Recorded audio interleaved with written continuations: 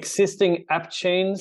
If you can name any, obviously that would be amazing, but also how that works, right? Like they have the existing validator set, and I guess some of the validators are not validators on the hub. Like how does that transition work, and how does the economic incentive work for a token that's already in production on its own chain? Like how does that work?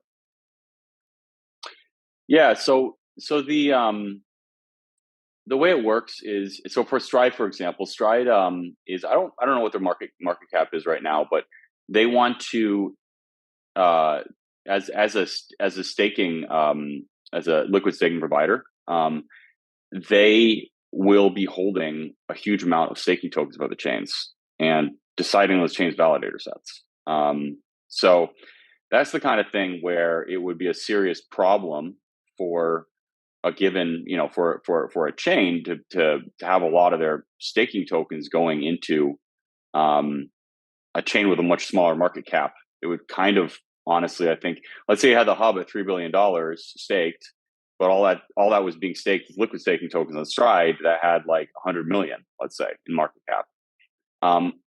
That would really, I think, effectively reduce the hub's security to 100 million, because ultimately it would be controlled kind of by this chain with much lower market cap. So I think that's why I guess you probably talked to Stride about what went into their decision, but that's a big reason for liquid staking providers to want to have really high security. And so replicated security can provide that. And the way the switchover works, Stride actually, the team is really great at Stride. They actually helped us build this. So my colleague Marius specified this system for switching over, and their team took it and they built it. And we're kind of reviewing their pull requests right now. We're going to get it in, so it's pretty cool. But basically, what happens is for validator sets on Cosmos chains, what they do is that every block they essentially sign something saying this is the new validator set. So it's like a succession. Every single block, it's like, the validator set's dead, long live the validator set, and they're handing over power. Of course, usually that's almost exactly the same validator set as before. But, with maybe some very small changes from someone undelegating or delegating or something. But that's how it is. It's this chain of custody. And the IBC updates works the same way. So other chains, when they're deciding whether they should trust a message that they get claiming to be from a given blockchain, they look at whether there's a light client update saying, hey, this is the new legit validator set. And then they look at the signatures of the new validator set. So they need to see that the old validator set has authorized, the new validator set to sign the messages. So, so when you get down to it, that's what you need to have happen for a switchover from one validator set to another. And so for turning on replicated security for a previously standalone chain, they need to switch from their previous standalone validator set to the hub's validator set. And so the way they do that is you just have it's kind of complicated to make it all happen. It's actually more complicated to make it happen than it is to explain, because it's just like moving parts. But you basically you install a module on the standalone chain, and that causes, at a certain block, the old validator set to sign over control of the chain to the Cosmos Hub's validator set, and that then starts getting updates over replicated security, and then it's a replicated security consumer chain. So that's how it works technically.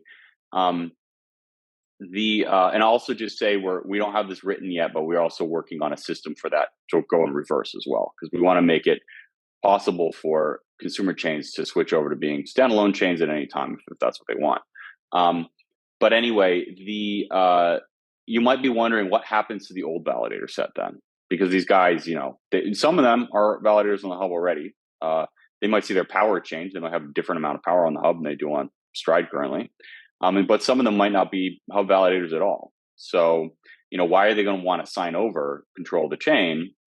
And the reason is because what happens is this is a little bit independent of the kind of the low level mechanism I described of signing over the control, but it's kind of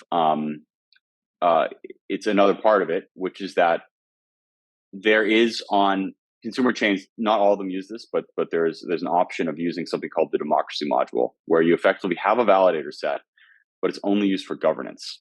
And so they're just not running that $500 a month server, but they still participate in governance as validators currently do. And so in that context, we actually call them representatives to be more accurate. But I'm pretty sure that's what Stride is doing. I guess they can correct me if I'm wrong, but this is what we've talked with them about.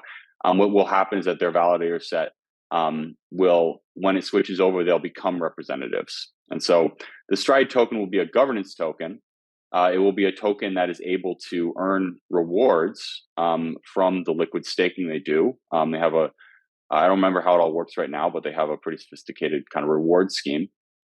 And those validators will still have all the token holders who've delegated to them, but they're then those token holders' representatives.